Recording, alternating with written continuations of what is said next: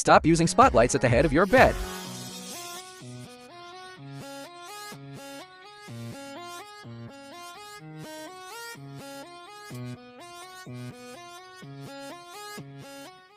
Regarding the use of spotlights in the bedroom, there's a common mistake many people make.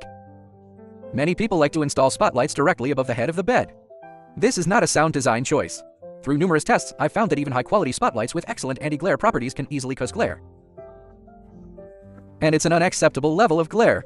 Even if the spotlight is installed directly above the nightstand, when you lie down, you are fully exposed to its glare zone.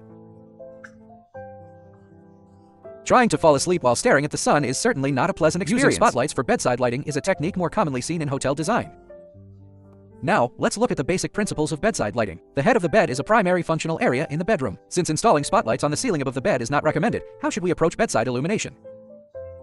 I'd advise against placing table lamps on the nightstand, as nightstands are often cluttered with various personal items. To preserve the precious bit of surface area on your nightstand, we must consider that we often need to lie in bed to use our phones or read. This definitely requires some soft, supplementary lighting at the head of the bed.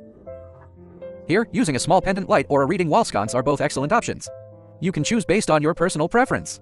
The choice of color temperature shouldn't be based on feeling alone. We must refer to national design standards. According to GB 50034213, the standard for lighting design of buildings, Chapter 4, Section 4 points out. It specifies the color characteristics and suitable applications for indoor light sources, which must comply with the following regulations. For spaces like living rooms, bedrooms, hospital wards, and bars, the correlated color temperature should be less than 3,300,000. Therefore, the optimal choice for our bedroom lighting is 3,000,000. Regarding illuminance, Chapter 5, Section 2 points out that the average illuminance for general activity areas in a bedroom should be 75 lux. For the headboard and reading areas, the average illuminance should be greater than 150 lux. The luminaires should prioritize functional illumination, with ambient lighting playing a secondary role. Next, let's look at the specifics of selecting luminaires for the bedroom. Is an area for rest and sleep, so anti-glare is extremely important. You should select luminaires with good anti-glare properties and low blue light. Bedside luminaires should have a color temperature consistent with the rest of the space. When designing bedside lighting, how can we forget strip lights? Choose Cobb LED strip lights for their soft light output. Paired with an aluminum profile, the light becomes more uniform, perfectly crafting a spatial ambience. Finally, let's review the specifics of luminaire placement. Install a small pendant light above the nightstand.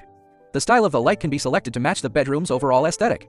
During the electrical rough-in stage, ensure the corresponding wiring is pre-installed. The mounting height of the pendant is crucial. It cannot be too high. Be sure to instruct the electrician to install it directly above the nightstand. If you don't have a nightstand, you can also install LED strip lights within a headboard niche.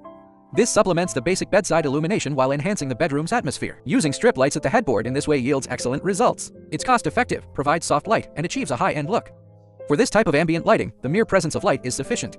The parameters for the strip light should be 4 to 6 watts per meter, a 24-volt DC low-voltage strip, with a color temperature of 3,000 and a CRI of 90 or higher. That concludes my sharing on bedroom headboard lighting. I'm Jackie. If you enjoyed this, please like, follow, and comment. Thank you.